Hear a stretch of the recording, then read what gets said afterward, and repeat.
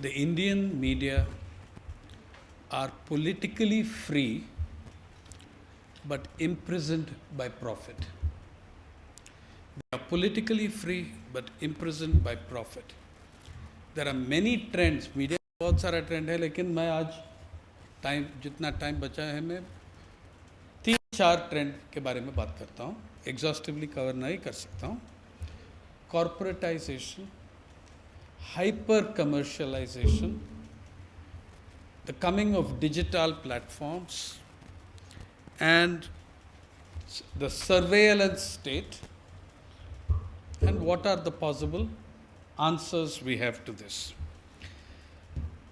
A small aside, Professor Tanwar, in the 1920s, Coca-Cola was advertised as a health drink. Today, even today, we continue with this practice of advertising as having remarkable products, remarkable features, products that are extremely dangerous to public health. We do that all the time. In 100 years, big tobacco was the biggest advertiser in the press. So you could never say tobacco, if you said tobacco leads to cancer, then you had to put a counter story in the name of balance. Some scientist who is on the payroll of the tobacco industry saying, no, it does not, there is no evidence. आज जो है, जो चौथा state के बारे में बात कहा है, ये commercialization and corporatization and expansion of the commercial interests of the press and the media इतनी बढ़ गई, चौथा स्टेट और रियल एस्टेट के बीच में बहुत कम फर्क है.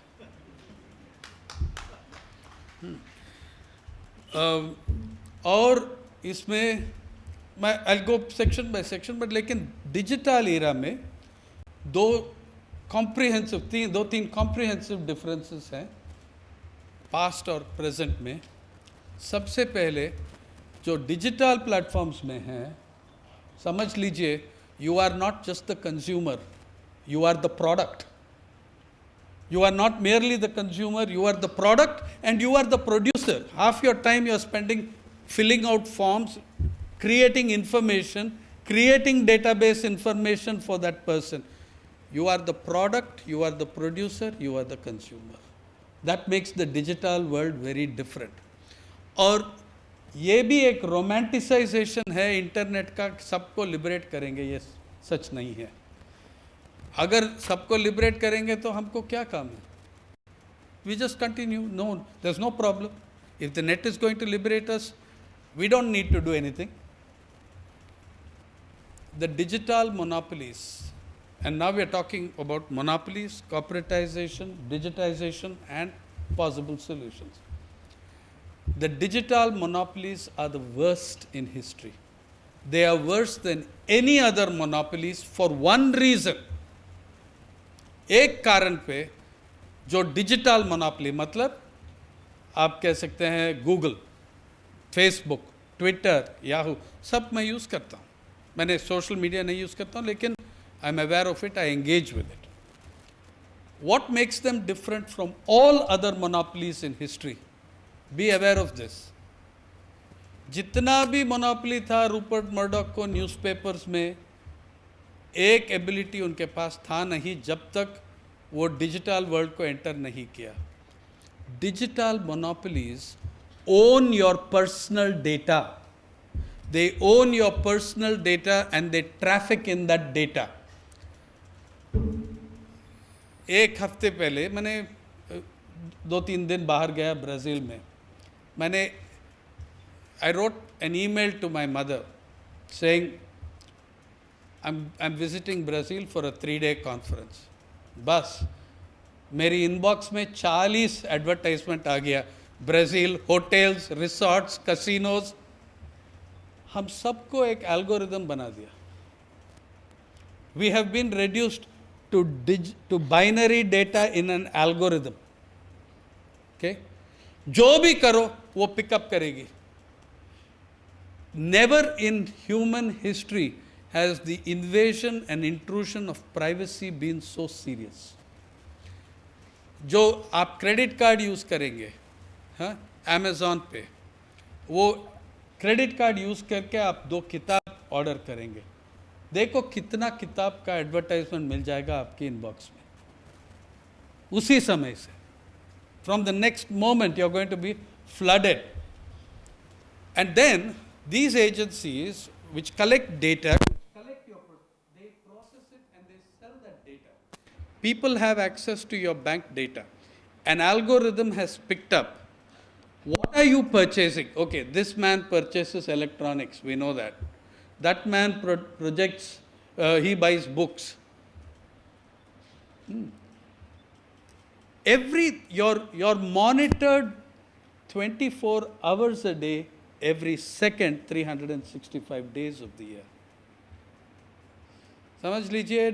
और जो पहले न्यूज़पेपर मोनोपोली था, उनके पास वो एबिलिटी नहीं थी कि जो आप कर रहे हैं, आपका स्पेंडिंग पैटर्न, आपकी किचन में क्या है, आपका टेबल पे क्या रखते हैं, they know this. Facebook knows what you keep on your rack, what you keep on your table. और ये भी देख लीजिए, जैसा आपका प्रॉपर्टी पूरा उसने अप्रोप्रिएट कर दिया. मैंने आपको वार्निंग दे रहा हूँ, अगर आप फोटोग्राफ्स इंस्टाग्राम में अपलोड करेंगे या फेसबुक में अपलोड करेंगे, please understand and read the copyright. Once you have put your photographs on Instagram, that becomes the property of Instagram. जो आपका एक्सक्लूसिव फोटोग्राफ है, Instagram and Facebook are free to use them in any manner they choose. So tomorrow you put up your wedding photo on your Facebook. Facebook can use that in an advertisement. Facebook is entitled under the terms. हमने क्या करेंगे, इतना छोटा print मिलता है, terms and conditions, click, accept करते ही रहते हैं, और कुछ नहीं करने का. नहीं एक्सेप्ट करेंगे तो फेसबुक यूज नहीं कर सकते आप. So look at the one is you are the product, you are the producer, you are the consumer, but you are not the profit maker. वो किसी दूसरी पॉकेट में चलती है. That's one issue. Second, extent of monopoly देख लीजिए. Google, 72% of all search engine activity, 72% of all search engine activity one company Google, और वो भी झूठ है, 72% नहीं है, 85% से ज़्यादा है. लेकिन अगर 75% एडमिट करेंगे आप, उसमें नया लॉ और रेगुलेशन आएगी, नया कानून और रेगुलेशन आएगी. इसलिए फेसबुक, गूगल ने खुद उसका मोनोपोली को अंडरस्टेट कर रहा है. 75% क्रॉस करेंगे तो पैनल है यूएस में, यूके में, ईयू में मोनोपोली के बारे में, जैसा माइक्रोसॉफ्ट को हुआ एक ज़माने में. तो वो नया रेगुलेशन, नया कानून अवॉइड करने के लिए वो अंडरस्टेट कर रहे हैं. ईबे, दुनिया में जितना कमर्शियल ट्रांजैक्शन हो रहा है ऑनलाइन पे, 68% ईबे. Payment gateway 72%, PayPal.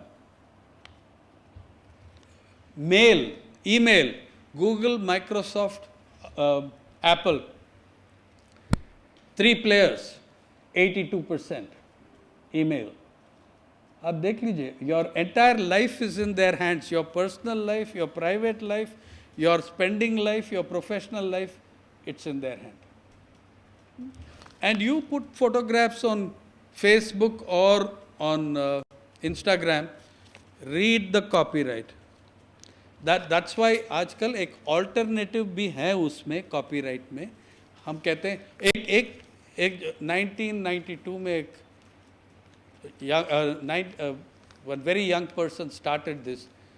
ये copyright छोड़ो, हम copy left करेंगे, इसमें लेफ्टिस्ट होना चाहिए. तो उससे एमर्ज हुआ क्रिएटिव कॉमन्स. क्रिएटिव कॉमन्स का बात है. अभी मेरा साइट जो है people's archive of rural India, we work under creative commons. Anyone in this room is free to download from the site, provided you give us the acknowledgement. Payment भी नहीं है. You can reproduce, but you cannot reproduce for commercial purposes. आप school teacher या college teacher हो, आप हमारे site पे देखते हैं कि यह अच्छा आर्टिकल बच्चे को सिखाना है, इससे बहुत सब्सटेंस है, आप फ्रीली डाउनलोड कर सकते हैं और हमको कांटेक्ट करके बस वो ओरिजिनल फ़ोटो भी मिलेगा, अच्छा होगा, हम क्लास में दिखाते हैं, हम देंगे आपको फ़ोटो। जहाँ तक जब तक आप एक्नॉलेजमेंट देंगे और उससे कमर्शियल प्रॉफिट नहीं करेंगे। तो गूगल फेसबुक टाइप कॉपीराइट का भी ऑल्टरनेटिव्स हैं। Millions and millions of pieces of data on the internet come under creative commons and copyleft. तो you need to know that. अभी first of our trends, corporatisation.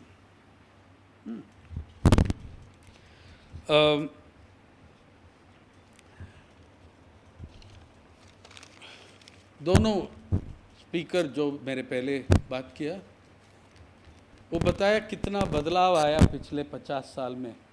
लेकिन बदलाव क्यों आया, हम सब सहमत हैं इसमें कि बदलाव आया बहुत। क्यों आया? पहले न्यूज़पेपर कौन चला रहा था, आज न्यूज़पेपर कौन चला रहा है, उसी में बदलाव आया।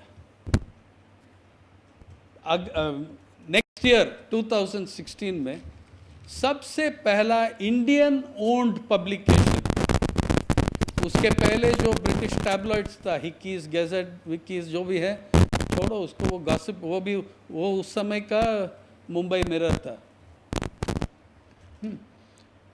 1816 में पहला इंडियन पब्लिकेशन, राजा राम मोहन रॉय का मिरातुल अखबार। और ये भी जान लीजिए, because many youngsters will not believe it, but the language of the newspaper was Persian. उस जमाने में वो एलिट लैंग्वेज था, मुगल कोर्ट का लैंग्वेज था। तो राजा राम मोहन रॉय का पहला न्यूज़पेपर वो बंगला में नहीं है, पर्शियन में था, मिरातुल अखबार। नाम से ही आप पता कर सकते हैं कि कौन सी भाषा में था। और देखो, जो न्यूज़, और आपका सबसे प्रोलिफिक जर्नलिस्ट कौन था? उसका नाम था मोहनदास करमचंद, बाबा साहेब अम्बेडकर, ये लोग आपका जर्नलिस्ट था। आजकल आपका जर्नलिस्ट कौन है? अर्नब गोस्वामी और बेनेट कोलमैन एंड को, टाइम्स ऑफ इंडिया का ओनर है। आज भी वो कॉलोनियल नाम रखते हैं, बेनेट कोलमैन एंड को। वो टाइम्स ऑफ इंडिया बिल्डिंग में अब तक मैंने एक आदमी को मिला नहीं जो जानते हैं ये बेनेट कौन था, ये कोलमैन कौन था। दोनों मर के 100 साल से ज़्यादा हुआ, लेकिन उनका नाम में एक यूनिवर्सिटी भी बन रही है, बेनेट यूनिवर्सिटी। सुना है? आ रही है, हरियाणा में आएगी। वो लैंड नहीं है दिल्ली में भाई, ज़मीन कहाँ है? यहाँ तो आप लाठी लेके ले सकते हैं आप ज़मीन किसी से, हैं? तो बेनेट यूनिवर्सिटी, पता नहीं, मैंने उनसे पूछा यार, वो उसका एक जो एडवर्टाइजमेंट दे रहा है उसको मैंने पूछा ये बेनेट कौन था यार, हमको बताओ, मैं जानता हूँ कौन था। ये ब्रांड नेम है बस जानते हैं तो। लेकिन हमने दूसरा नाम दिया था। जब मैं करंजा साहब के साथ काम कर रहा था, करंजा साहब ने अच्छा नाम दिया, उसमें ब्लिट्स में बेनेट कोलमैन एंड को कभी नहीं लिखा, उसका नाम दिया बैंडिट कॉनमैन एंड को तो वो उसका नाम दिया ग्रुप को, और हमेशा ब्लिट्स में वही चलता। वो the group that is 1 kilometre away from us, bandit conman and को, with a distinguished history of collaborating with British imperialism। तो ओनर्स कौन था? एक जमाने में गांधी ने 3 पब्लिकेशन फाउंड किया, बाबा साहेब ने 2 पब्लिकेशन फाउंड किया, और ये रहा आपका सबसे प्रोलिफिक पत्रकार। 100 वॉल्यूम कलेक्टेड वर्क्स। अरे मेरा तो 2 इतना, अभी 35 साल हुए, 10 वॉल्यूम नहीं आएगा। 100 वॉल्यूम, एक आदमी, 100 वॉल्यूम्स ऑफ कलेक्टेड वर्क्स। यह है पत्रकारिता बॉस। वो उनका जर्नलिज्म रिप्रोड्यूस किया है ये कलेक्टेड वॉल्यूम्स में। सो ये भी एक, this is also an issue. First in the corporatisation issue, newspapers were founded and owned in the colonial period by individuals who had a vision. Hindu 5 या 10 रुपया में फाउंड हुआ 140 साल पहले। 5 रुपया उनके पास था और 5 रुपया लोन लिया दोस्त से और स्टार्ट किया एक अखबार। आजकल संडे हिंदू का खर्चा ही वो कॉस्ट है 10 रुपया यार। तो फाउंडिंग, तो ये भी दूसरी बात है। It has moved from a passion to an industry. It has moved from communication to corporate profit. It has moved from being owned by trusts, by individuals, by communities, to being owned by corporations and companies, where the bottom line is the bottom line. Profit is the bottom line. And वो model अभी it is failing. The corporate model is failing very badly. And they have no alternatives to it except to get more commercial. New York Times is running after taking a loan of $1 billion from Carlos Slim, a Mexican billionaire. Washington Post has collapsed and has been sold to Jeff Bezos, owner of Amazon. Amazon.com owns Washington Post today. देखो वो digital take over भी हो रही है। Only trust-owned newspapers like Guardian are remaining independent. Only trust-owned. Ownership is a very key issue in that freedom of your media. Incidentally, you should know that Tribune is a trust-owned newspaper. So it then depends on who the trustees are, what their eminence is, what kind. Guardian has a very eminent bunch of trustees. Abhi,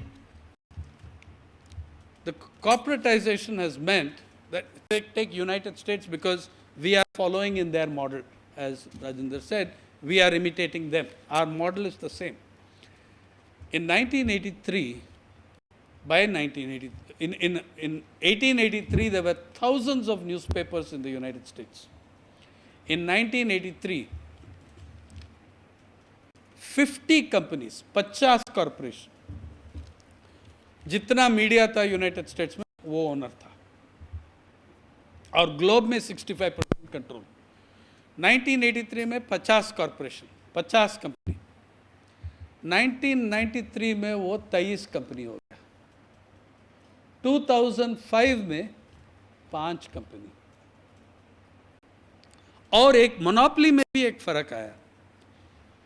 पहले था Rupert Murdock, monopoly था print paper में, print newspaper, print media में, और NBC, CBS, ABC उनका monopoly था TV, television, broadcast media में। आजकल ऐसा कुछ नहीं है। एक सबसे इतना बड़ा कंग्लोमरेट्स आया, जो बड़ा मीडिया मोनोपोलिस्ट था 20 साल पहले, वो बड़ा कॉर्पोरेट जगत में एक छोटा डिपार्टमेंट बन गया। हिंदुस्तान में सबसे बड़ा नेटवर्क कौन है? नेटवर्क 18, सुना है नाम? मतलब CNN, IBN 7, IBN, लोकमत और बहुत प्रिंट पब्लिकेशंस हैं उनके पास। सबसे बड़ा नेटवर्क है नेटवर्क 18। लेकिन नेटवर्क 18 रिलायंस इनकॉर्पोरेटेड में एक छोटा डिपार्टमेंट है। अंबानी साहब का सबसे बड़ा एक्टिविटी नहीं है वो। हम कह सकते हैं कि सबसे इंपॉर्टेंट पॉलिटिकल एक्टिविटी है वो। उसका बुलिंग वो सब करते हैं वहाँ। जैसा एक दिल्ली सरकार एक FIR दर्जा किया धीरूभाई के खिलाफ, और उस दिन से आम आदमी का पार्टी का नाम कभी सुना नहीं 2 महीने CNN, IBN में। ये अलग बात है कि वो सही है या नहीं है, ठीक है, छोड़ो।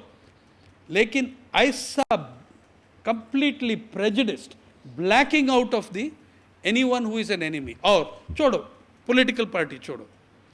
The best piece of investigative journalism in this country, best piece in 10 years.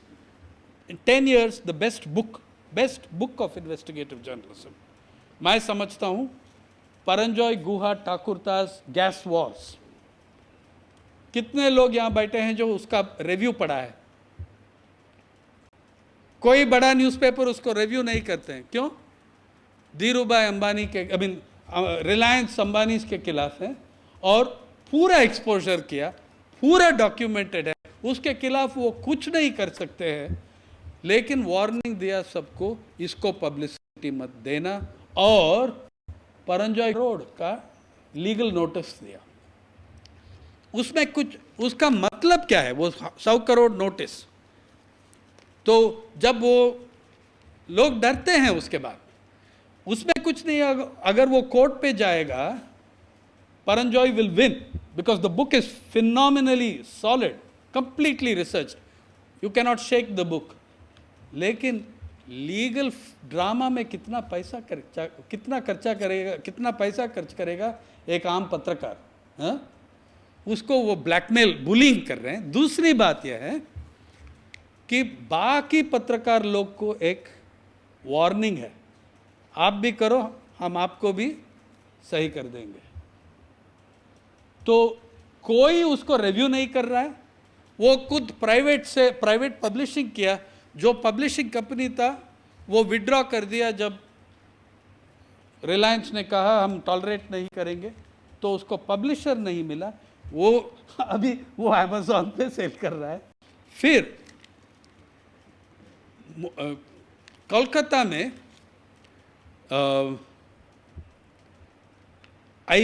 Intelligence bureau का 50th एनिवर्सरी में गोपाल गांधी साहब, one of the finest human beings in this country, उसने स्पीच दिया और उसने कहा कि this Ambani company is almost like a private republic. उसको 50 करोड़ नोटिस. क्या मतलब? क्या है? There is no intention other than to intimidate. They will not go to court, they will lose. तो जब परंजॉय का किताब रिलीज हुआ हैदराबाद में और मुंबई भी आया, प्रेस क्लब में 200 पत्रकार कमरा में,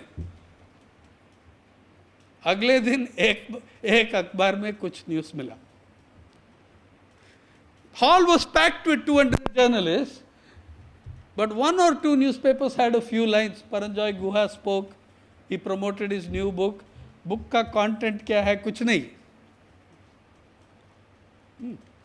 So that is also part of the trends that you're seeing, this kind of intimidation of free or independent media.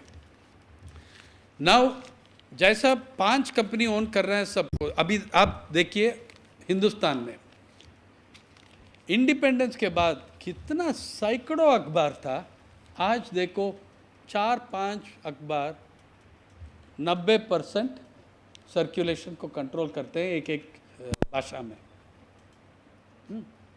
Telugu में ईनाडु और साक्षी, महाराष्ट्र में अभी लोकमत और पुडारी, ऐसा.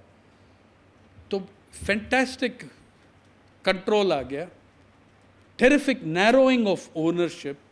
A handful of people control the media today. और बदलाव क्यों नहीं आएगा? इसलिए कि अगर मैं एक करोड़पति हूँ, मैं कॉरपोरेट जगत का एक बड़ा कैप्टन हूँ, जब मैंने मीडिया प्रॉपर्टी एक्वायर करता हूँ, एक fundamental, and here is the fundamental difference between journalism of today end of the past. Both exist. Past also still exists with you. The past is also in the present. The big difference is this. One was a vision of journalism as a means of communication, of information, of connecting with society. जैसा आपका राजा राम मोहन रॉय उसकी पहली दिन से सती के खिलाफ, window remarriage के लिए गर्ल चाइल्ड का एजुकेशन, गर्ल्स का एजुकेशन, पहला दिन से पत्रकारिता, उनका पत्रकारिता यही लाइन पे चला। Journalism as a means of connecting to society, journalism as a means of communication. Gandhi, Ambedkar, ये लोग सब पत्रकारिता, पत्रकार क्यों बनाया? इसलिए एक आज़ादी का संग्राम चल रहा था, उस पे चर्चा, debate, argument, discussion, communication. Journalism as connecting to your society, journalism as a means of communication, वो एक तरीका है। दूसरी तरफ है journalism as a revenue stream. When you see revenue, journalism as a revenue stream, सब बदल जाती है। Then you have to do what brings you your revenue. आपको एग्जाम्पल देता हूँ। आप, everybody gets angry about television, ये endless idiotic panel discussions where nobody knows anything about the subject that he is shouting at. तो लेकिन उसका एक solid commercial calculation है, ये पता कर लीजिए, ये जान लो, उसमें एक सॉलिड कमर्शियल कैलकुलेशन है। उस रेवेन्यू मॉडल का एक नाम भी है, टॉक टीवी, इसलिए कि बकबक ही करता है और कुछ नहीं। तो उसको यूएसए में रेवेन्यू मॉडल का नाम है टॉक टीवी। इसका मतलब क्या है? देखो, उत्तराखंड में एक बड़ा डिजास्टर हुआ 2013 में, deadly flood you had in Uttarakhand. अगर आपको उसको सही कवर करना है, आपको सही कवर करना है, उसमें आप पैसा खर्चा करना पड़ेगा। वहाँ एक टीम डाल के 3 हफ्ते 1 महीने तक वहीं रहना, जैसा एक ज़माने में हुआ अर्थक्वेक कवरेज के बारे में, एक करस्पॉन्डेंट वहीं रहा। हाँ, एक कैमरा क्रू उत्तराखंड में जाके 1 महीना रहो, उसमें पैसा खर्चा। जो मीडिया ओनर्स है वो सब कहते हैं कि इसके लिए क्यों इतना पैसा खर्चा करना, एक 10, 15, 20 लाख भी हो सकता है 1 महीने में, और उससे ज़्यादा भी हो सकते हैं। उससे आपको बेनिफिट मिलता है और पब्लिक को इन्फॉर्मेशन मिलता है नहीं। तो वो क्या करेंगे, एक दिन सब रिपोर्टर को एक दिन वहाँ जाके फ्लड के सामने उसका एक पीस टू कैमरा शॉट लेके वापस ले लो, और उसके बाद उत्तराखंड में जो टेलीविज़न स्ट्रिंगर है वो आदमी आपको एक 30 सेकंड या 50 सेकंड क्लिप देंगे, और वही क्लिप 100 चैनल पे चलता है exclusive, NDTV exclusive, CNN exclusive. आप लोग कितने बार देख चुका है वो शिवा का मूर्ति पानी में डूब रही है, हर चैनल पे 200 बार देखा ना। और वही एक स्ट्रिंगर से आया, उत्तराखंड का एक स्ट्रिंगर के कैमरा से आया, और हर चैनल उसका। अच्छा, it is good for him, I am very happy for him. बेचारा 1 महीने कुछ पैसा कमाया वो, नहीं तो मिलता नहीं पैसा उसको, पेमेंट नहीं टाइम पे नहीं करते, पेमेंट देता भी नहीं उनको स्ट्रिंगर को। तो उसने 30 कंपनी को बेच दिया, वो ही शिवा का मूर्ति पानी में डूबना। और ये एक्सक्लूसिव कवरेज है, 30 सेकंड का शॉट है, आई मीन टोटल फुटेज, और 24 घंटा पैनल डिस्कशन, और उसमें 5 जोकर जो बैठता है वहाँ, कभी इस जन्म में उत्तराखंड देखा नहीं, गया नहीं। और मैं समझता हूँ कि कुछ पैनल डिस्कशंस जो है, जो पार्टिसिपेट करता है, मैं समझता हूँ कि उनका बर्थ, पैदा करना सब स्टूडियो में ही हुआ। I think they were born and brought up in television studios. They have never seen the outside world. तो ये देखो, लेकिन देखो पैसा बच रही है बहुत। By sending a full team to Uttarakhand for 3 weeks, 4 weeks, I will produce solid journalism, but it costs. Profit का रैशनल, प्रॉफिट का लॉजिक क्या है? कॉस्ट कम करो और वेजेस कम करो। यही दो आइटम है। कॉस्ट कम करो, वेजेस कम करो। कॉस्ट कम करना मतलब रॉ मटेरियल्स का कॉस्ट, ये सब, और ये रिपोर्टिंग का कॉस्ट, ये सब कम करो, और वेजेस कम करो। तो CNN, IBN और ये लोग जो नेटवर्क 18 जो सबसे बड़ा नेटवर्क है देश में, और अंबानी साहब के पास, कोई ये नहीं कह सकता है कि अंबानी साहब के पास पैसा नहीं है। और कुछ नहीं हो सकता है, लेकिन पैसा है। और वही कंपनी 2 साल के अंदर 500 पत्रकार को निकाल दिया, उसका नौकरी बंद कर दिया। प्रॉफिट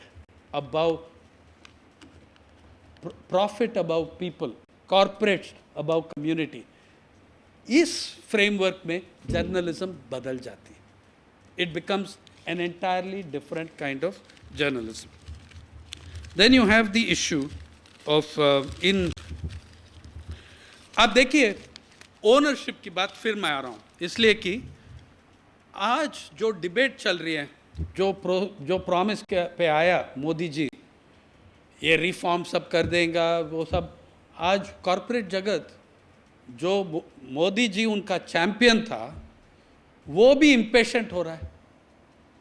क्यों? आप देखिए, मीडिया का सबसे बड़ा मालिक वही सबसे बड़ा बेनिफिशियरी होगा जब वो प्राइवेटाइजेशन होगा।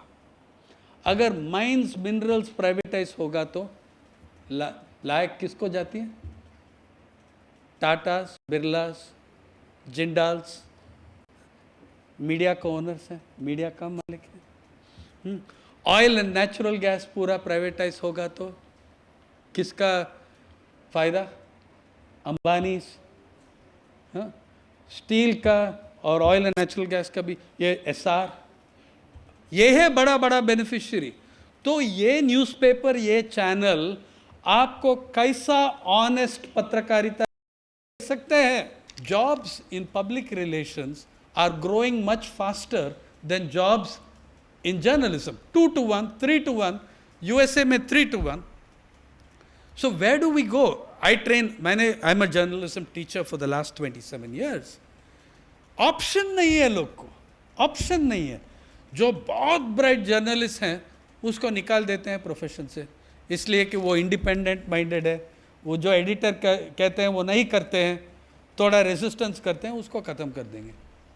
दूसरी, कॉर्पोरेटाइजेशन प्रोसेस में एम्प्लॉयमेंट को ख़त्म कर दिया पत्रकारिता में, और कॉन्ट्रैक्ट ला गया।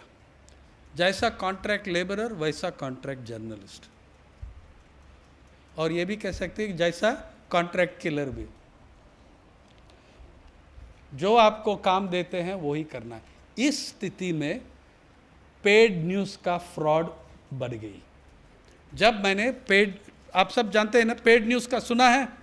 2009 में यह स्टोरी ब्रेक हुआ, जब मैंने अशोक चौहान जी का अकाउंट सब RTI करके पढ़ा, और बहुत मज़ा आया उसका अकाउंट्स पढ़ के।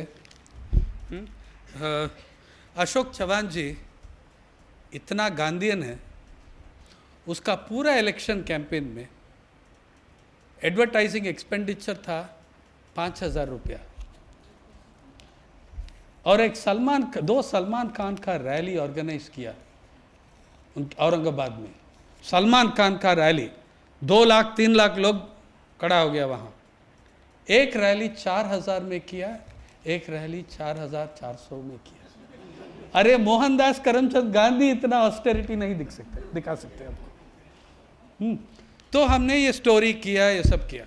एक कॉल आया, वेरी सीनियर मराठी जर्नलिस्ट, मुझसे भी, मैं अभी 35 साल कंप्लीट कर रहा हूँ। उस ज़माने में 2009 में जो 29 इयर्स, उसका उस समय 32 इयर्स। उसने कहा, साईनाथ जी आपने ये किया बहुत अच्छा है, लेकिन आप ये जान लीजिए, कल मेरा न्यूज़पेपर में एक बड़ा इंटरव्यू आएगा टॉप कैबिनेट मिनिस्टर के साथ। ये पूरा पेड न्यूज़ है, उसमें एक शब्द जेन्युइन नहीं है, टोटल फ्रॉड PR इंटरव्यू है, और उसके ऊपर जो पत्रकार का नाम आएगा वो मेरा नाम है। तो मैंने कहा क्या हो गया भैया? वो बोला देखो, जब हम दोनों शुरुआत में पत्रकारिता में आया, we were protected by the working journalist act. Today you are working in the Hindu, you are still protected. I am working in newspaper X, I am not protected. I work on 11 month contract. और 8वां महीने में brand manager और chief executive ने उसको बुलाया और बताया ये इंटरव्यू आया है पब्लिक रिलेशन से, ये एडवर्टाइजमेंट समझो, लेकिन सीनियर कैबिनेट मिनिस्टर है तो सीनियर पत्रकार का नाम चाहिए उसके ऊपर, आप पढ़ लीजिए और थोड़ा इंप्रूवमेंट भी करो। नहीं, आप जानते हैं कैसा लिखने का, तो आप कर लीजिए। तो उसने हमको ये सवाल पूछा, क्या मैं क्या करूं, मैं हीरो बनूं? हाँ, मैं हर महीने 30,000 EMI दे रहा हूं घर पे, मेरा माता जी है अस्पताल में, 2 बच्चे हैं कॉलेज में, प्राइवेट कॉलेज में, एक लड़का है अभी अभी उसका कंप्लीशन होगा और नौकरी दिलवाना है। तो मैं क्या, मैं हीरो बनूं Sainath ji? I had no reply. I had no reply. Could I ask him to do that? If it was me, would I have had the courage to do that? I had the courage because I had a backing. I was a tenured employee. I could resign, but I could not be thrown out. Independence, जो पत्रकार का independence था, ये contract journalism में खत्म हो गया. It was destroyed. This is another product of the corporatisation process. फिर डिजिटल प्लेटफॉर्म के बारे में मैंने बताया. देखो, I think that we have to go back to where journalism began. Please understand one thing, ये art, literature, journalism did not come from corporations, they came from people. Was Gandhi a corporation? Was Ambedkar a corporate? अरे एक आदमी था Europe में जो सबसे prolific and influential journalist, उनका नाम कार्ल मार्क्स था. वो भी जर्नलिस्ट था, पत्रकार था, एमेचर. और ये देख लीजिए, हिस्ट्री में जितना फैंटास्टिक जर्नलिज्म आया वो एमेचर से आया. I speak as a professional journalist who is teaching and training professional journalists. The best journalism in the world has come from amateurs. मैं मानता हूं कि the best cricket has also come from amateurs, not from professionals, not from IPL players. हाँ, consider one point and I will finish with the digital platform. पिछले 10 साल में the greatest impact on journalism has come from non-journalists. It tells you how helpless we are in journalism. Where has the most important journalism come from in the last 10 years? WikiLeaks, Julian Assange, Edward Snowden, जो super surveillance state को expose करके बेचारा 23-year-old boy. Edward Snowden is 23 years old when he made this exposure. He is living his life in exile in Russia, and Julian Assange is living his life in the Ecuadorian embassy in London. He can't come out because he'll be arrested and deported. Aaron Swartz, liberator of the internet, he was 26 or 27 years old when he committed suicide. WikiLeaks, Edward Snowden, Aaron Swartz, Julian Assange, all non-journalists making an incredible impact on journalism. If I want you guys to be something, I want you to be a Julian Assange. I want you to be a WikiLeaker. I want you to... When before your generation's time, there was a tabloid called Blitz. All the major big stories, political scandals, मैंने 10.5 साल उसका deputy chief editor रहा करंजे साहब के साथ। वो stories कहाँ से आया मालूम है? जितना story times of India, Indian express ने किल किया, वो रिपोर्टर हमारे पास आया, अरे यार किल कर दिया ये लोग, कुछ तो करो। तो उसको थोड़ा रीराइट करके फ्रंट पेज में लगा दिया, और वो रिपोर्टर उनके चीफ रिपोर्टर में बताएगा, देखा मैंने आपको पहले दिया स्टोरी, वो लोग ने they have got the story from somewhere, उसी ने दिया मेरे हाथ में। ये मिनी विकीलीक्स समझो। तो that space exists, the possibilities exist, but we have to practice a very different kind of approach to journalism. We have to break this idea, two ideas we have to break, that journalism is dependent on corporations. It's not. It is a hostage to corporations. It is being held to ransom by the corporate power. That is what journalism is a hostage today. पूंजीपति और करोड़पति का hostage है ये। उसको कैसा rescue करना, ये एक टास्क है हमारा। दूसरा टास्क ये है कि how do we prevent such monopolies from building. स्वतंत्र संग्राम में हजारों न्यूज़पेपर और पैम्फलेट और बुलेटिन था, इसका मतलब डाइवर्सिटी था, एक डाइवर्सिटी था। हो सकता है कि उस अखबार का सिर्फ गुड़गांव एरिया में इन्फ्लुएंस है, लेकिन इन्फ्लुएंस था। एक ही जिला में इन्फ्लुएंस हो सकता है, लेकिन उस जिला में उसका इन्फ्लुएंस पक्का है। Okay, if you had that kind of support, I mean if you had that kind of diversity, it will be impossible to kill the information. So how do we create diversity? Right, so these are some of the issues. But look at now this main trend in the Indian media. I began journalism September 20th, 1980 at United News of India, UNI in Delhi. When I joined journalism, every newspaper, there were no channels except Doordarshan, every newspaper had a labor correspondent.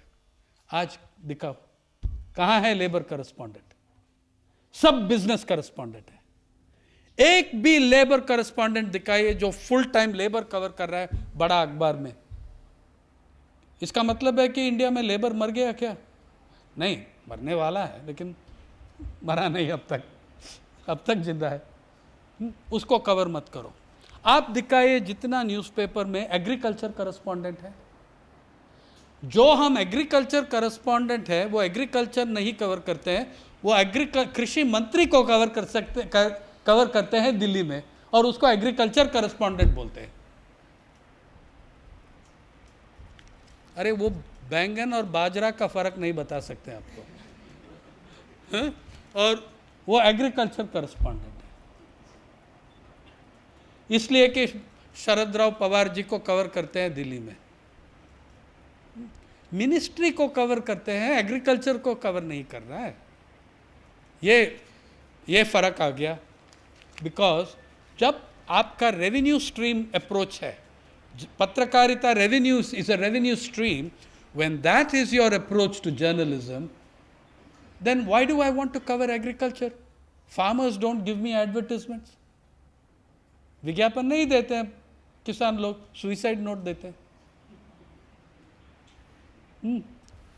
तो 2006 में जब हमने विदर्भा में cover कर रहा था, और बहुत देखिए पत्रकार लोग हैं, I'll tell you this, I would still rather do journalism in India than any other country in the world.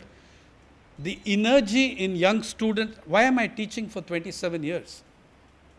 I believe in you. Some of the finest journalists in the country today were students whom I saw coming in with that kind of idealism that you bring. Okay, I believe in you. Otherwise, I wouldn't have come here to speak to you. I don't need to waste my time. Yeah. One of the fantastic things is, even today in every newspaper,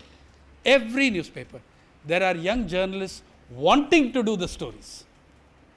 5-10 साल के बाद उसका spirit ख़त्म करके उसको बाहर निकालते हैं, वो अलग बात है। लेकिन but they come wanting to, I get minimum from journalists 20 to 30 calls a day. I can't take any more.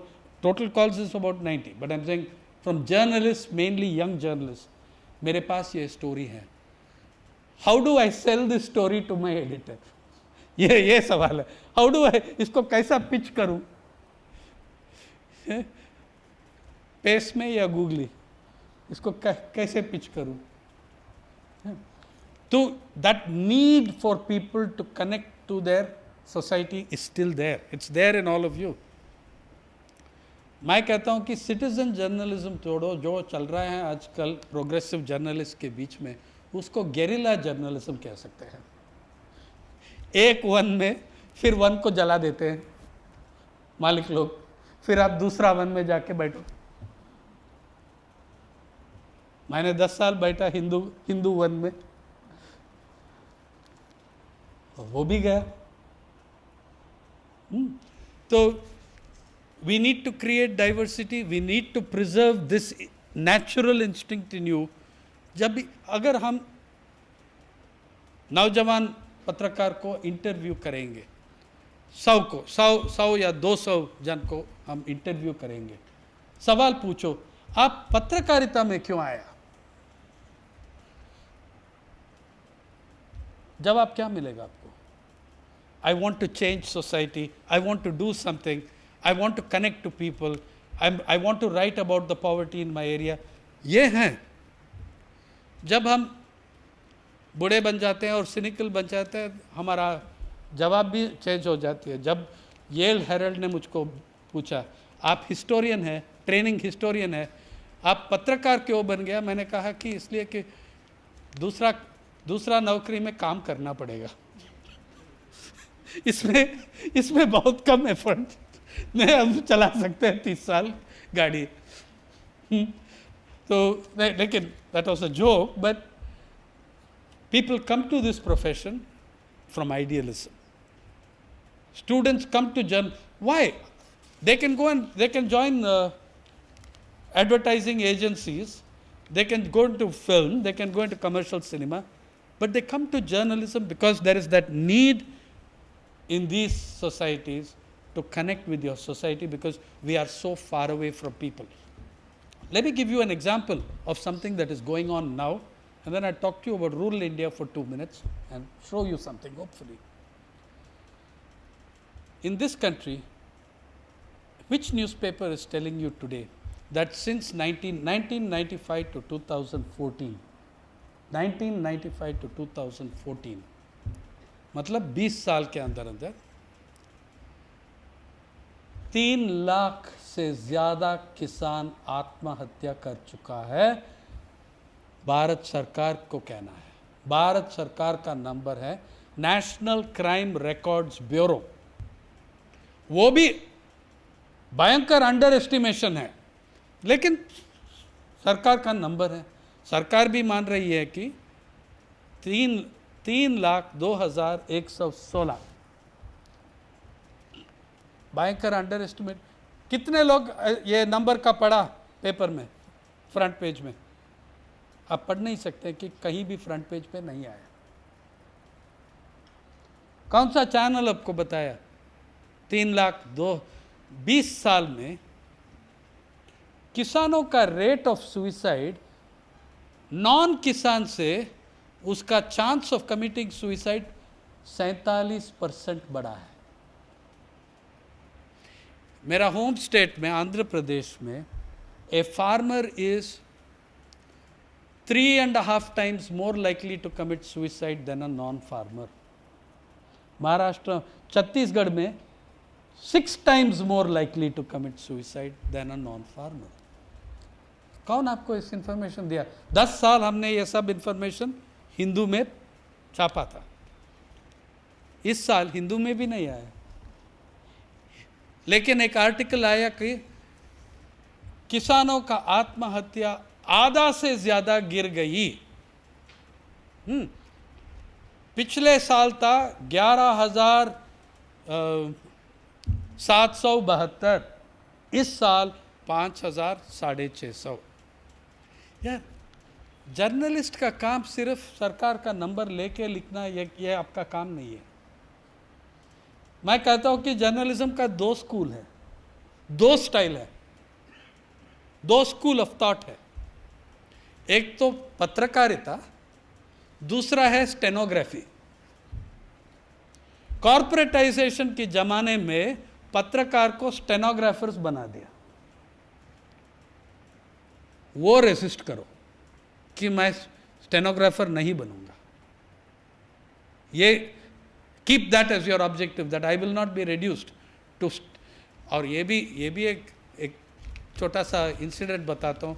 मैं बार बार यही कहता हूँ कि अभी जर्नलिज्म है, स्टेनोग्राफी है, और जो 85% हम जो जर्नलिज्म कहते हैं, पत्रकारिता कहते हैं, वो सब स्टेनोग्राफी है। किसी मालिक ने या पीआर एजेंसी या सरकार या मंत्री या कोई उसने दिया आपको। तो चेन्नई में मयलापुर में एक मीटिंग चल रही थी। मैंने कहा चॉइस ये है, बहुत पत्रकार का मीटिंग, मैंने कहा चॉइस ये है, हम क्या बनूं, पत्रकार बनूं या स्टेनोग्राफर बनूं। तो एक बूढ़ा आदमी पीछे से वो खड़ा होके प्रोटेस्ट किया बहुत। साहब आपका बात तो बहुत इंसल्टिंग है and you should not be speaking like this. मैंने अपोलोजाइज किया, अगर आपको if I have caused you any hurt, I am very sorry. He said बार बार आप कहते हैं, मैंने आपको 3 बार सुनाया, हर बार आप कहते हैं पत्रकार या पत्रकार बनूं या स्टेनोग्राफर बनूं। So I said sir I am very sorry if I have hurt you. आप कौन है? ही सेड सर मैं स्टेनोग्राफर हूँ। तो मैंने 38 साल हाई कोर्ट में स्टेनोग्राफी किया। मैं कोई पत्रकार से कम नहीं हूँ। जब हाई कोर्ट में मैं स्टेनोग्राफी करता हूँ, सबका वर्जन लेता हूँ।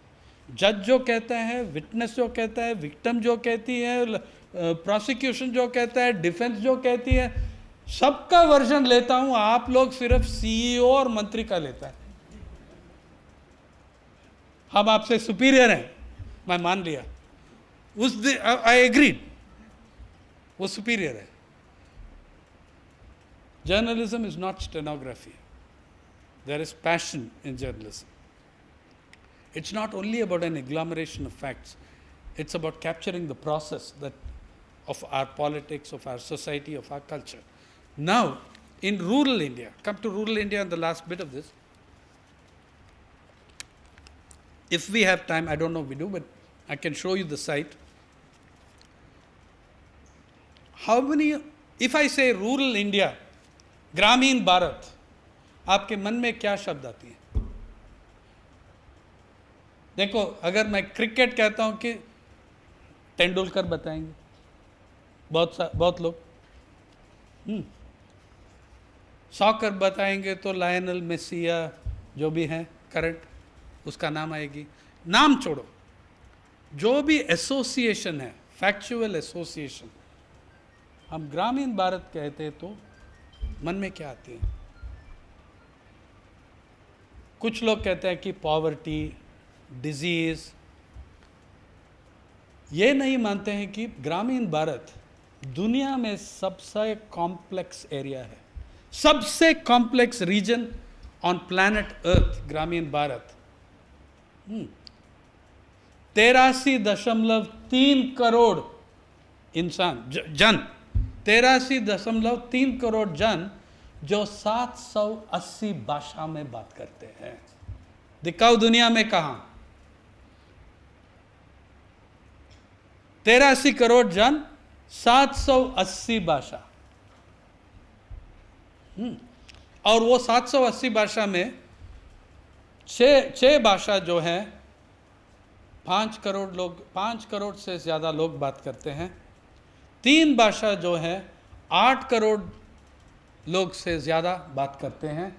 एक भाषा जो है 60 करोड़ लोग से ज़्यादा बात करते हैं।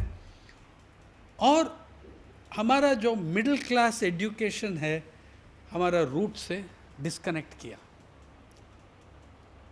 Let me say that I speak 5 languages equally badly, लेकिन कोशिश करता हूँ। ओके, देखिए, और इस तरफ 6 करोड़, 8 करोड़, 60 करोड़ लोग एक भाषा बात करते हैं। उस तरफ त्रिपुरा में एक भाषा है जब आज सिर्फ 7 लोग बात करते हैं, उसको साइमार कहते हैं, 7 लोग। अंडमान में एक भाषा है जो सिर्फ एक ही स्पीकर बचा है। ये आपका वेल्थ है, your culture, this is your culture. यार, जो न्यूज़पेपर में प्रोजेक्ट करते हैं कि इंडियन कल्चर, और जो पॉलिटिशियंस बात करते हैं इंडियन कल्चर, वो जो दिखा रहे हैं वो इंडियन कल्चर नहीं है, वो मिड विक्टोरियन ब्रिटिश कल्चर है उसमें। और इंडियन का देखो, जैसा होमोसेक्सुअलिटी और ट्रांसजेंडर का, इंडियन सोसाइटी में ट्रांसजेंडर का हमेशा एक रोल था, एक एक्नॉलेजमेंट था, एक लेजिटिमेसी था। सुल्तान भी बनाया ट्रांसजेंडर, मुगल और सुल्तानेट का फौज में वो जनरल्स बनाया। ब्रिटिश आने के बाद एक सेग्रीगेशन हो गया उसको, और हम कहते हैं कि ये एंटी इंडियन कल्चर है। जो भारतीय नारी का कॉन्सेप्ट है वो सब मिड विक्टोरियन ब्रिटिश कल्चर है। उसके पहले बहुत डाइवर्सिटी, बहुत वैरायटी है। एक तरफ एक टाइप है मॉडल, दूसरा तरफ दूसरी टाइप है। लेकिन जो इस एस्टॉनिशिंग, और ठीक है, वो भाषा एक बात है। दूसरी, और भाषा में भी देखो हमारा हिपोक्रेसी, और जो भाषा हम कहते हैं हिंदी भाषा कहते हैं, 60 करोड़ लोग से ज़्यादा बात करते हैं, करेक्ट। लेकिन हिंदी जो महावीर प्रसाद द्विवेदी के साथ शुरू हुई, इसको भाषा कहते हैं साहब। जो भाषा है अवधी, मैथिली, भोजपुरी, इसको डायलेक्ट कहते हैं। जिस भाषा में, हिंदी में कितना साल का लिटरेचर है, अवधी में कितना साल का लिटरेचर है, मैथिली में 1000 साल के ज्यादा लिटरेचर है, भोजपुरी में 1000 साल से ज्यादा लिटरेचर है, उसको डायलेक्ट कहते हैं, हिंदी को भाषा कहते हैं। I feel this is a serious problem. ये हमारा मिडिल क्लास अप्रोच है लैंग्वेज को, understanding of culture and language. मैं समझता हूं कि all Indian languages have to be protected, nurtured and grown. लेकिन वो 780 भाषा से सिर्फ 4% को 5वां क्लास तक एजुकेशन में है अभी, 4%, मतलब 32 भाषा। ये है कॉम्प्लेक्सिटी ऑफ रूरल इंडिया। जब मैं JNU में पढ़ा था, मेरा रूममेट एक मिजो ट्राइबल, मिजोरम से आदिवासी, वो है स्कॉलर। मैं तो कभी पढ़ाई नहीं किया। He was the diligent scholar, हर दिन काम करते हैं, बहुत एकेडमिक माइंड था उसका। एग्ज़ाम के पहले मैंने उससे पूछा था, त्वामा बताइए यार क्लास में क्या सिखाया इस सेमेस्टर, और वो हमको बताया, और उसको B+ मिला और मुझको A+ मिला। क्यों? इसलिए कि मेरे हाथ में वो वेपन है, अंग्रेजी, बस। उसका इंटेलिजेंस ज़्यादा मुझसे, उसका एकेडमिक बेंट ज़्यादा है मुझसे, उसका डिसिप्लिन और एकेडमिक डिसिप्लिन ज़्यादा है मुझसे, लेकिन मुझको A+ मिला, उसको B+, कभी कभी B- भी मिला। और ये कॉर्पोरेट लोग कहते हैं कि सबको लेवल प्लेइंग फील्ड। क्या level playing field? I was born and brought up in Madras, Chennai. I was born in a home which had 800 books, all in English. My roommate was born in a village near Aizawl, where the only English books available were in the nearest church, and that was Bible. क्या level playing field है उसमें? I had extremely unfair advantage over him. You have to be honest and admit this, that you and I, we are very privileged people. We have to understand that, we have to admit it, that we are extremely privileged people. That intelligence should not be measured by your control or command of English, please. जो 7 speaker बचा है साइमार का, उसमें एक ओचाई है. ओचाई मतलब जैसा ओझा, medical religious man. उस आदमी का जितना नॉलेज है, जब वो जाएगा सुकुरथांग साइमार, और अभी भी उसका उम्र है 76, 10-15 साल में जो वो जब वो जाएगा, उसका पूरा knowledge, he knows every tree in the forest, he knows every verb in the forest, उनकी भाषा में. जब वो जाएगा तो हमारा, we are deprived, we are the losers when he goes. और किसी भी कोई भी देश में, हिंदुस्तान में जितना स्कूल्स ऑफ वीविंग है नहीं है. Nobody knows how to count the number of weaving schools in India. Bengal में 40, आंध्रा में 45. पॉटरी, कुंभार, कितना स्टाइल कुंभार का है देश में, कोई भी आपको एग्जॉस्टिव लिस्ट नहीं दे सकते हैं. और ये सब खत्म हो रहा है, सब कोलैप्स हो रहा है. ये आपका संस्कृति, ये आपका कल्चर, ये आपका इतिहास, this is being destroyed. And it is being destroyed by choices that you and I make every day. It's being destroyed in that. प्रधानमंत्री जी ने national handloom weavers day declare किया चेन्नई में. आप जानते हैं, मैं चेन्नई, जहां आप सब कंजीवरम साड़ी खरीदते हैं, कंजीवरम वीवर्स में जुलाहा में एक भी तमिलियन नहीं है आज. वो सब छोड़ के गया इसलिए कि उसका पॉवर्टी इतना सीवियर है. और तेलंगाना से पद्मशाली आके उनकी प्लेस जगह लिया. और चीन लोग आपका 80-100 वीवर जो डेस्टिट्यूशन में है, उनको लेके शंघाई में बिठा दिया. और वो मशीन बेस्ड कंजीवरम साड़ीज, जो कंजीवरम साड़ी आप 20,000 रुपया देते हैं, वो 3,000 में बना रहा है. और चेन्नई का चाइनीज सिल्क कंजीवरम साड़ीज खरीद रहे. यह हुआ, जितना प्राउड ट्रेडिशन है कंजीवरम साड़ी का. तो इसके बारे में what do we do? We have started. मैं ये नहीं कह रहा हूं कि everything that was there is good. No, there are many things that should die, there are many things that should collapse. Caste, untouchability, this should die, this should collapse. लेकिन हमारा process of transformation में पिछले 20 साल में जो नया आर्थिक नीति हम सब कहते हैं, इसको सेलिब्रेट करते हैं, जो सुंदर और अच्छा था वो मर रही है, जो क्रूड और अगली है वो बढ़ रही है. जैसा कास्ट, जैसा खाप, ये सब बढ़ रही हैं. पिछले 20 साल पहले, मैं अभी 35 साल हुआ मेरी पत्रकारिता में, मैं देख रहा हूं कि जिस बहुत जगह है देश में जहां 30 साल पहले ये कास्टिस्ट बॉडीज थोड़ा सबड्यूड रहा, लॉ को थोड़ा, कानून को थोड़ा रेस्पेक्ट देते हैं, आज नहीं देते. जानते हैं कि पावर इज विद अस. ये भी एक प्रॉब्लम है. तो हमने एक वेबसाइट बनाया, people's archive of rural India.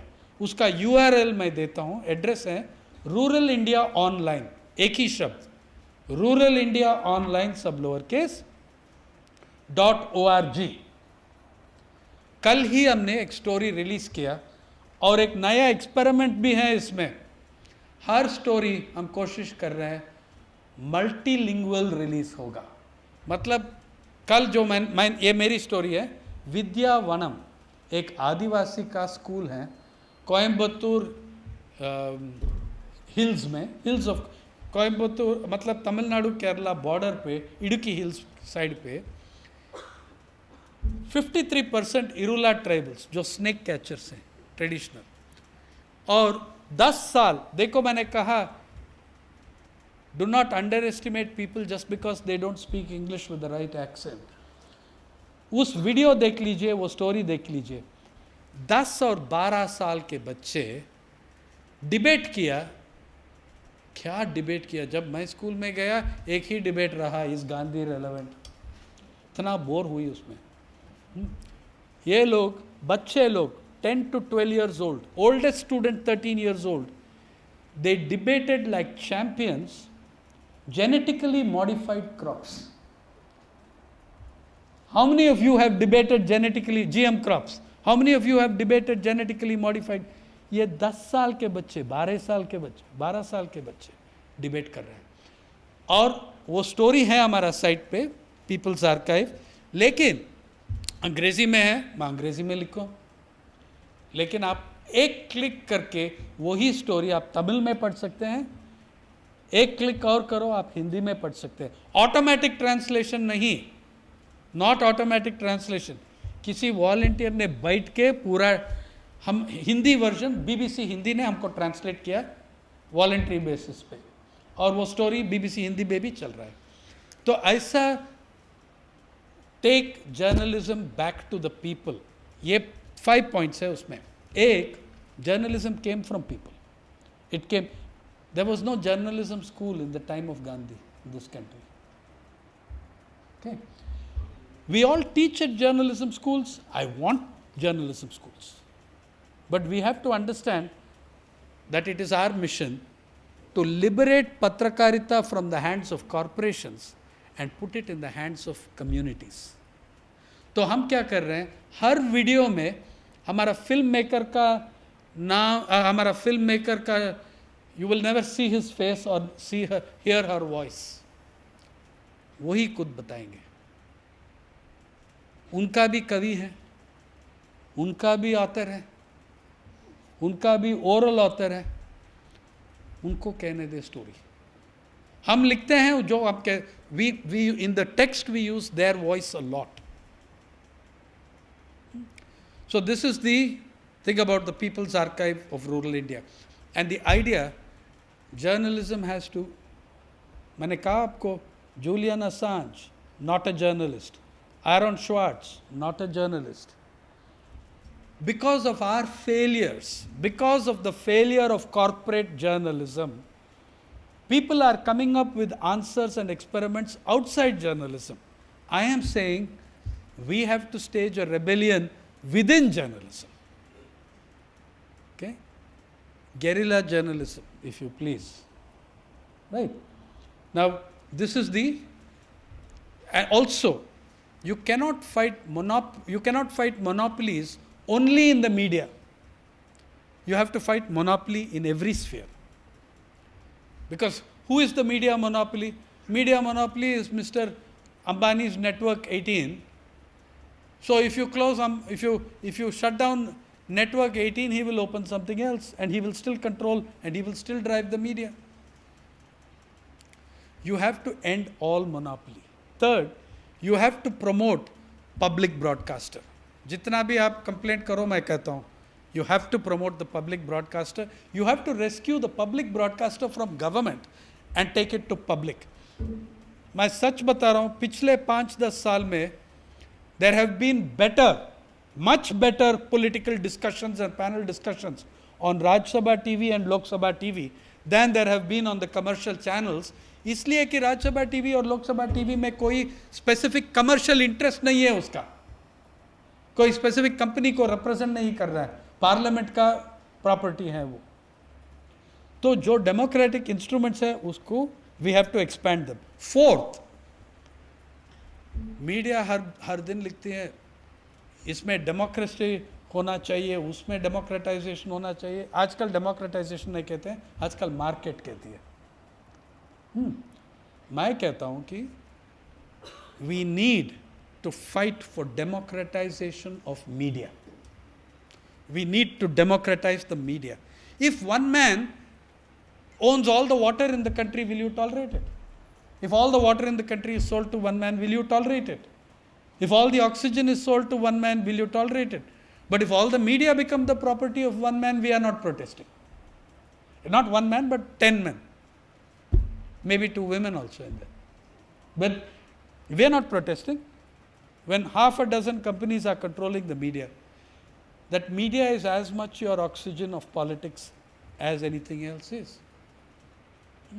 So when the farm suicides occur, they write defending the government, saying ये टेबल आपने सही इंटरप्रेट नहीं किया. अरे आप जैसा भी इंटरप्रेट करो, आदमी मर रहा है यार. किस टाइप इंटरप्रिटेशन चाहिए अब दे दो. The man is still dead. और इतना कंटेम्प्ट है आम लोग को, इतना कंटेम्प्ट है पेसेंट्री को. आपने देखा आपका कृषि मंत्री क्या कहा. दे committed suicide because of impotency, because of this, because of that. लेकिन सिर्फ कृषि मंत्री का बात नहीं है, पत्रकार लोग भी ऐसा कहते हैं. जब मैंने विदर्भा, जब सबसे बड़ा graveyard of farmers, Vidarbha journalist association को एड्रेस कर रहा था, वन ऑफ द जर्नलिस्ट 25 साल का वेटरन था, हाथ दिखाए, यस, बोला सर ये सब ठीक है, ये लोग सुइसाइड कमिट कर रहा है, मानता हूँ, लेकिन ये सही बात है ना, ये सब बेवड़ा है, ड्रंकर्ड्स है, ज़्यादा पी के सुइसाइड करते हैं. तो मैंने ये कहा बॉस सही है, अल्कोहल प्रॉब्लम है, मैं मानता हूँ, लेकिन अगर अल्कोहल कंजप्शन सुइसाइड का मेन कारण हो, अरे दुनिया में एक भी पत्रकार नहीं बचेगा और बहुत कम एकेडमिक्स भी, और एक भी ह्यूमन राइट्स एक्टिविस्ट नहीं बचेगा. Every city is running on the labor of rural migrants. Every city, every road that is laid and constructed. लेकिन सरकार कहती है कि लेबर रिफॉर्म, उसका जो भी छोटा राइट है उसको भी निकाल दो. So please look at the, you fight for your public broadcaster, you fight against monopoly, you fight for democratization of media, you fight for diversity of voices in the media. You say that I will not be, you pledge to yourself, I will not be a stenographer. I think that if you look at the 200 years of Indian media, we live in a bleak time. But to know what is possible, look at the other 170 years.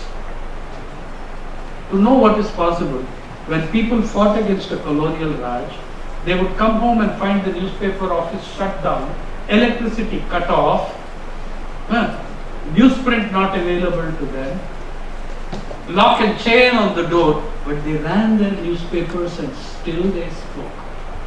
Still they spoke. You are the inheritors not of the last 20 years. You are the inheritors of a grand tradition of journalism. Fight for it, preserve it. Understand these trends and you will fight better. As the Chinese general Sun Tzu said, know thyself, know thy enemy. 1,000 battles, 1,000 victories. Thank you.